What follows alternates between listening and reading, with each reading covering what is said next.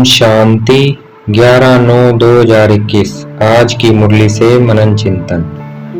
हम सब भगवान के बच्चे, आपस में सब ब्रदर्स हैं। ये बातें भगवान ने ही हमें समझाई है और राजयोग सिखाया है। पहली मुख्य बात ये समझानी है, ज्ञान का सागर पतित पावन शिव बाबा है। हमको समझाने वाला और सिखलाने वाला वह सुप्रीम सोल है, ट्रुथ है। वह सत्य बताता है, उसमें कोई प्रश्न उठ नहीं सकता। हमें वह ब्रह्मा द्वारा राजयोग सिखला रहे हैं। यह वही गीता में वर्णित महाभारत लड़ाई है। विनाश के बाद नई वॉइसलेस दुनिया आनी है। बाप है ही ज्ञान का सागर, सृष्टि के आदि मध्य अंत का राज समझाते हैं। ये शिक्षा अभी हमें वेद के बाप से मिली है। वही सृष्टि का रचयिता है, पतित सृष्टि को पावन सृष्टि बनाने वाला है। हमारा उस परम पिता परमात्मा से क्या संबंध है? वही नर से नारायण बनने का सच्चा ज्ञान सुनाते हैं, वही सचखंड बनाते हैं। और हम यहाँ नर से नारायण बनने की पढ़ाई पढ़ने आए हैं। जैसे बैरिस्टर पास बैरिस्टर की पढ़ाई पढ़ने जाते हैं।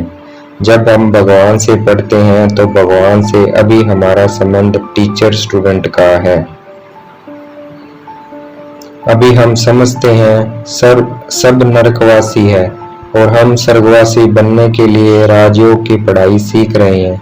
सब तो स्वर्गवासी नहीं बनेंगे, जो पढ़ेगा वही बनेंगे। बाप कहते हैं, जब भक्ति पूरी होती है तब मैं आता हूँ। हम आत्माएं शांति धाम और सुख धाम में रहती हैं। सुख धाम को कहा जाता है जहाँ कोई विकार नहीं, वहाँ देवता रहते हैं। और शांति धाम हम सभी आत्माओं का स्वीट होम अर्थात घर है।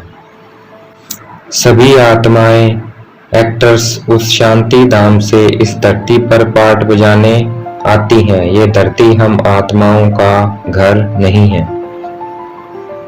सबसे पहले दो बाप का परिचय देना है। एक है आत्मा का बाप, दूसरा है शरीर का बाप। दो बाप है, ये बात समझने में टाइम लगता है। प्रदर्शनी में इतना समझा नहीं सकते, उनको बोलो आकर समझो। तीन बाप का भी परिचय देना है।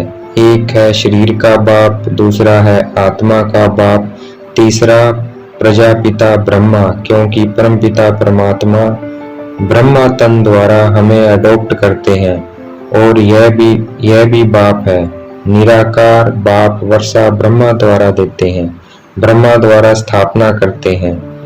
ये है शिव बाबा और ये प्रजापिता ब्रह्मा, आदि देव आदि देवी। कहते हैं ना, प्रभु तेरी गति मत तुम ही जानो। तो अभी हम जानते हैं, ये ज्ञान भी गुप्त है, ये संबंध भी गुप्त है। बाहर पत्नी को पत्नी, पति को पति ही कहना है, भाई बहन नहीं कहना है, क्योंकि दुनिया इसको समझ नहीं सकती। इसलिए बड़ी संभाल से चलना है, कहाँ कोई मूंझे नहीं। शिव जयंती से स्वर्ग का प्रिंस कृष्ण कैसे बना, ये समझने की बात है। शिव जयंती है, फिर गीता जयंती है, फिर फट से है कृष्ण जयंती, क्योंकि बाप राजयोग सिखलाते हैं। जब तक शिव बाबा आकर कृष्णपुरी स्थापना न करे तो कृष्ण जयंती भी कैसे बन सकती है। कृष्ण का जन्म तो मानते हैं, परंतु समझते नहीं है। न देवताओं और असुरों की लड़ाई हुई, न कौरवों और पांडवों की लड़ाई हुई। हम अंदर के 5 विकार रावण पर राजयोग से जीत पाते हैं। इन विकारों पर जीत पाने से हम जगत जीत बन जाएंगे। इसलिए बाहर बगैर लड़ाई झगड़ा करे, इस पर जीत पानी है। शिव बाबा को याद करने से हमारे पाप नाश होते हैं। इसलिए जो अच्छी रीति पढ़ेगा, बाप के साथ योग लगाएंगे, उन्हें ही वर्षा मिलेगा। आज की मुरली का वरदान, मनमत परमत को समाप्त कर श्रीमत पर पद्मों की कमाई जमा करने वाले पद्मा पदम भाग्यशाली भव। अर्थात न अपने मन की बातों पर चलें, न दूसरों की बातों पर चलें। सिर्फ श्रीमत पर चलेंगे तो पद्मों की कमाई जमा करेंगे, करते हुए पद्मा पदम भाग्यशाली बन जाएंगे।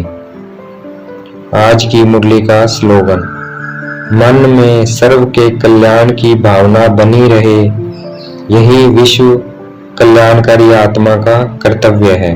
अर्थात आज सारा दिन मन में सबकी कल्याण की भावना चलती रहे, यही विश्व कल्याणकारी आत्मा का कर्तव्य है। अच्छा, ओम शांति। शुक्रिया मीठे बाबा, शुक्रिया।